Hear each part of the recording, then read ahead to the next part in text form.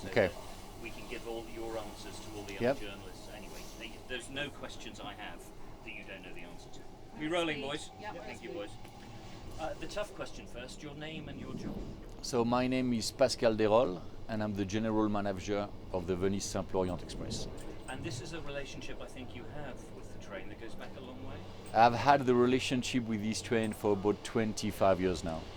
So I started on the train as a cabin steward, and then I was very fortunate that the company was expanding, and I got pulled all around the world with trains, with hotels, with boat.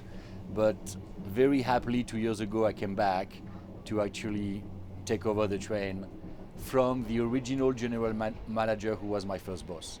So it's kind of a nice story. So, particularly for our American audience, just tell us, what is the Venice Simple Orient Express? I mean, it's such a famous name, we think we know about it, but what actually is this train? The Venice Simple Orient Express is a time capsule where basically you can rediscover and enjoy the golden era of travel. All the carriages are minimum 90 years old. The layout is the same, the design is the same, they've been restored identically, including the coal boilers at the end of each sleeping cars.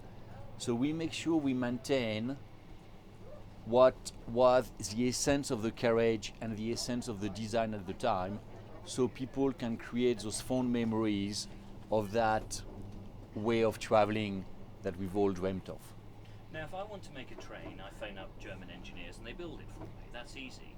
But for you guys, where do you find these carriages? Well, how have you sourced everything? So what we did is originally our founder, James Sherwood, bought 2 carriages at the Monte Carlo auction.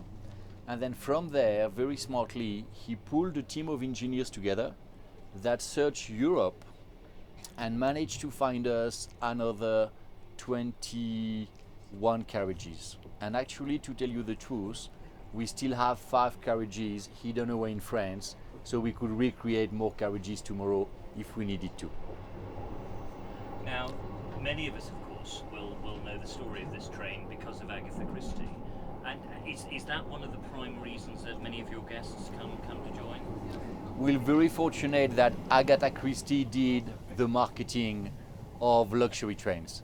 So for us, and especially for our UK audience, obviously everybody knows Agatha Christie, everybody wants to see the train, and we're very fortunate that we managed to source carriage 3309, which actually got stuck into the snowstorm that led to the story of Agatha Christie. So we have 1 carriage on this train that was part of that original snowstorm where the train got stuck.